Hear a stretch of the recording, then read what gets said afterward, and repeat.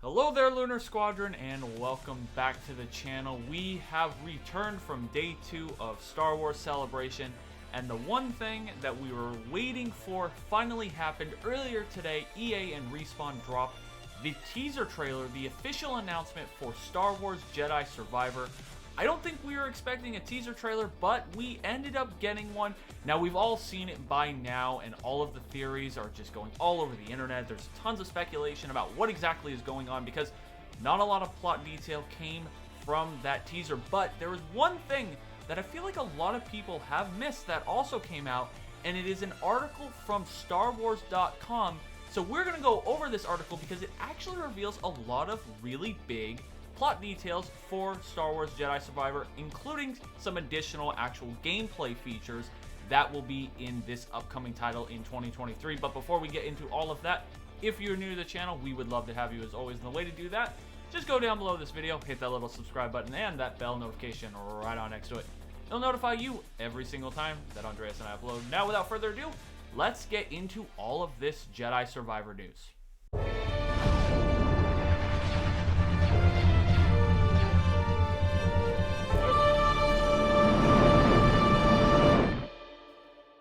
Alright guys, so just like Nick said, we've already seen a lot of trailer breakdowns on YouTube. We've seen the trailer, we know what it looks like, so we're going to be going over some key details that we've learned from this article. And I think the first thing on everybody's mind is about this Pau'an. A lot of people saying in trailer breakdowns that this guy is the Grand Inquisitor, of course, with a little bit more of a Pau'an shaped head than what we have seen in Obi-Wan Kenobi, which is, it's become like the most controversial head in Star Wars for whatever reason. Anyway, that's a debate for another time. It actually turns out these are two completely different Pau'ans, right, Nick?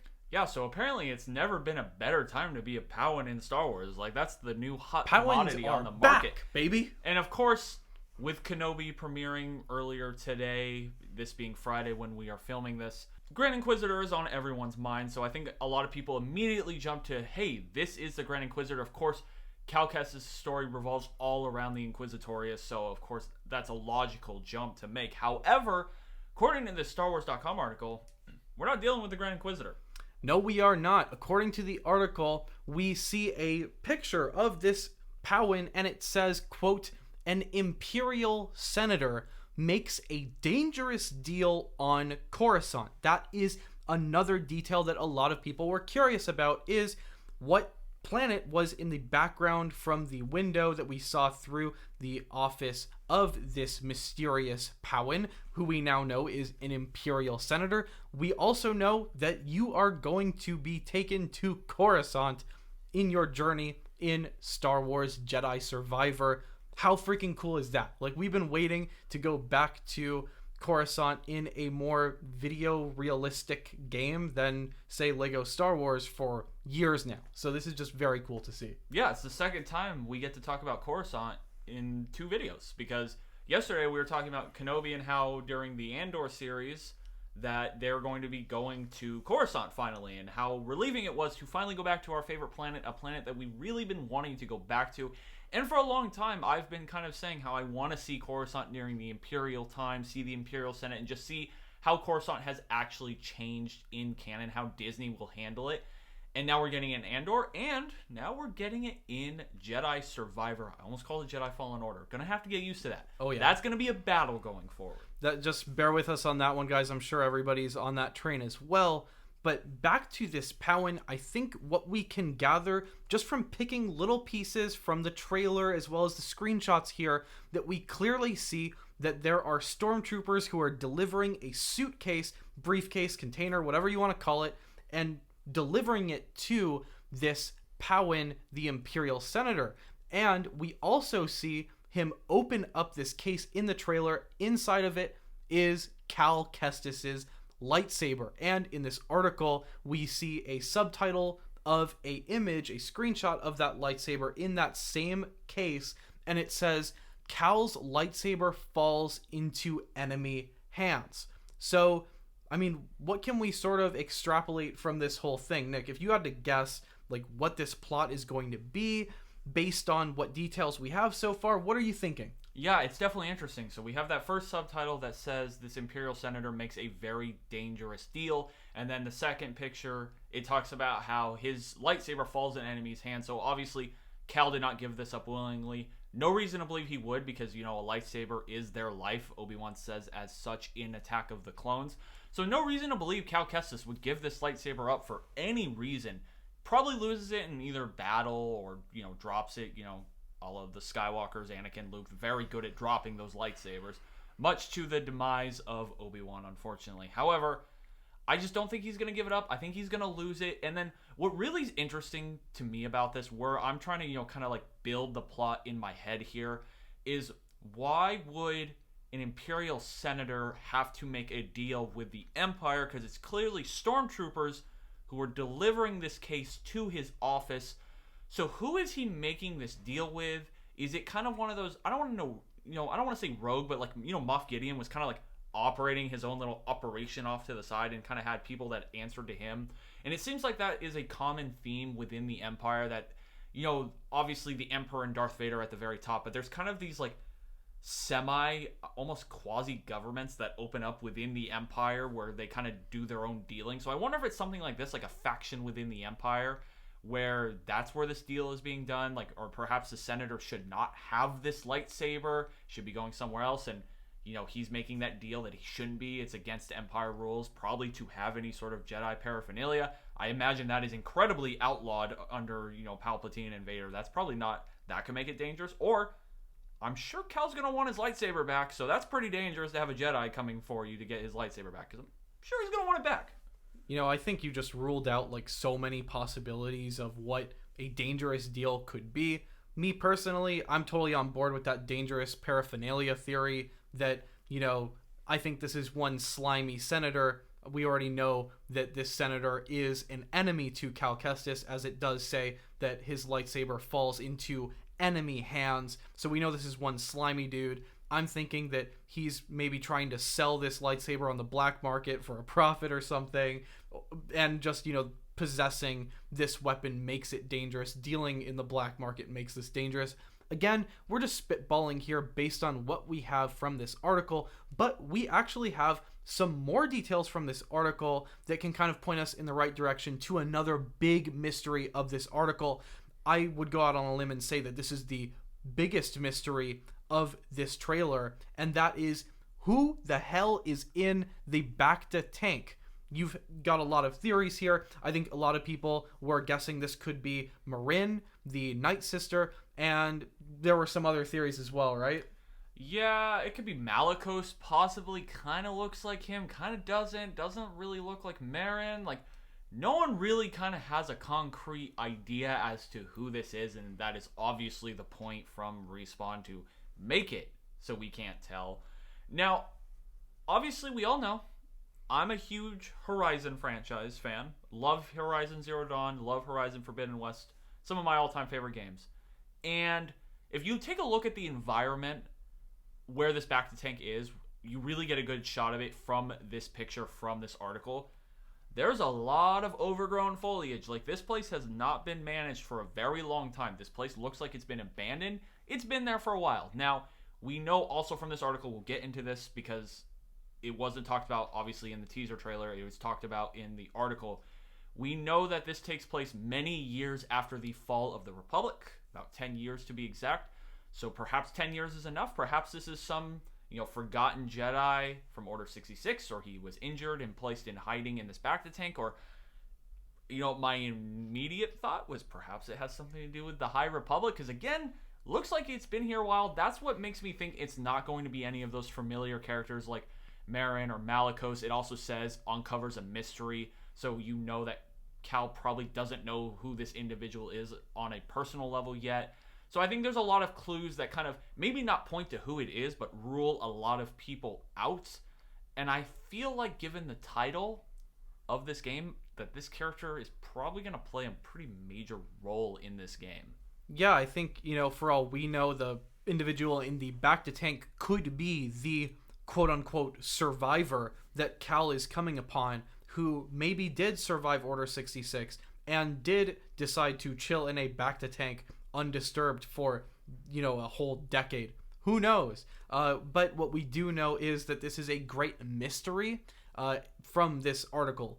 Just like you said, Nick, this article does indicate Cal and BD-1 uncover a mystery with a picture of them standing in front of this bacta tank. And so, honestly, I don't think we are meant to know who this individual is at this point. It is a mystery. So I think that kind of brings up more questions, but also answers some questions for us. Now that we've talked about the story details that we have and the plot details that we've received from this article, I think it's a great time to talk about some of the gameplay details and game design details that we got from this article as well, because for me, this is some of the most exciting stuff that we got from this article.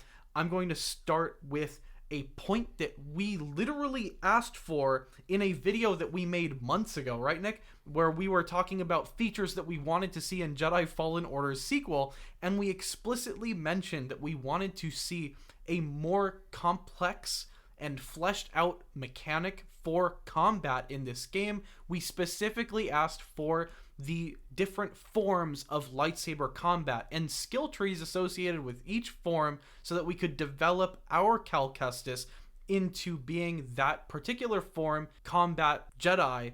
And here we have more stances for combat confirmed in Jedi Survivor. I mean, if this is what we asked for, it sounds like we're getting exactly that, right?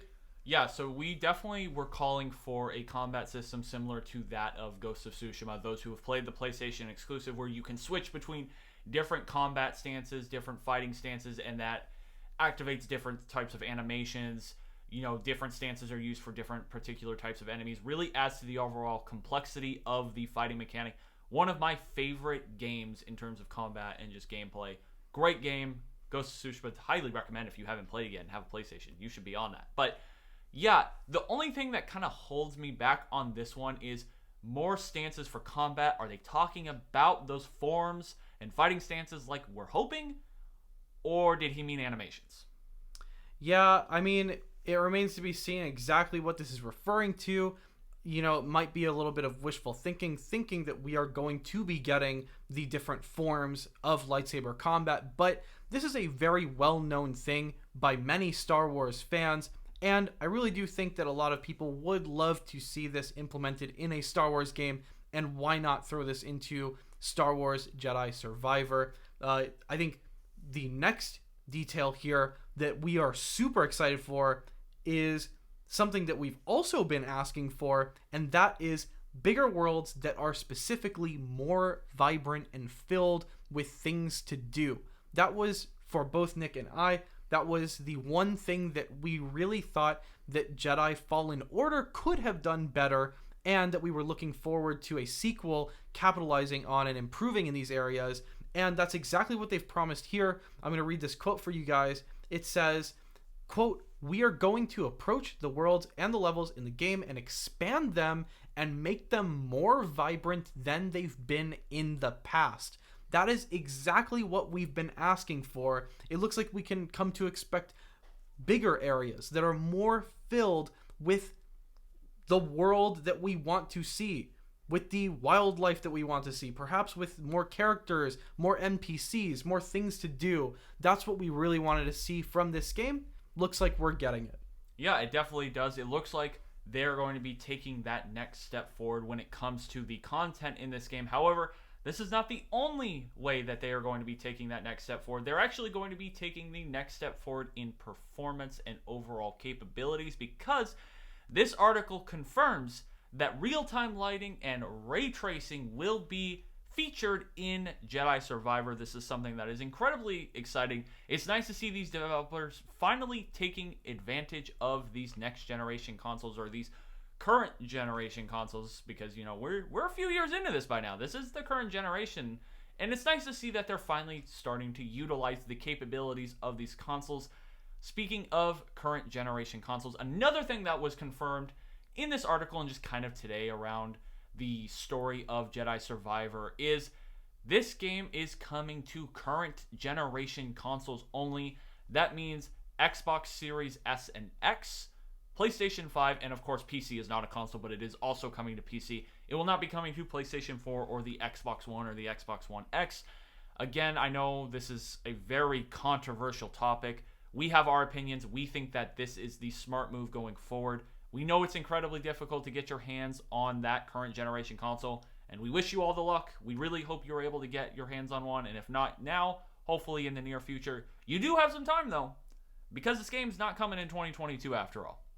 Yep, this game is coming in 2023, which, to be honest, 2023 is more than an appropriate timeline for studios such as Respawn to start transitioning into addressing solely the current gen of consoles. I think this is the only way that we are able to get this game in 2023. I think if they were targeting to release this game on more consoles, we might not have seen this game for another 2 or 3 years, to be honest, because we all know that, I mean, literally in this article, they're talking about how it's easier and quicker to develop on these current gen consoles. So I really do think that this is a testament that this game is going to be a really forward-looking game. It's going to be revolutionary. It's going to give us things that we haven't gotten before. And I have always said this, and that is, I thought Jedi Fallen Order was great, but I always thought that the sequel would absolutely blow us away. I think this just shows that we are on track for exactly that, and that is something to be so excited for. I'm just so incredibly excited this weekend in general for Star Wars, between Kenobi, all of the things that we've heard from new series such as Andor, Ahsoka. There's just so much going on, and then on top of that, we now have Star Wars Jedi Survivor with a trailer and a release window. I think this is just an incredibly exciting time to be a Star Wars fan, and hopefully we will start to see more games coming in the future, more things to look forward to on the gaming side of things. Real quick, before we get out of here, we were given the ability to play Star Wars Hunters earlier today, so if you would like to get our thoughts on that, since that game is not really released to the public yet, at least not in many countries, let us know. We can talk about it, make a video about it. Just let us know. We played it, so yeah. I'll tell you some things. So between Hunters, between this, let us know everything that you would like to see out of us, because we would like to get you the content that you would all like to see. So with that, thank you all so much for watching the video. As always, we will see you all next time.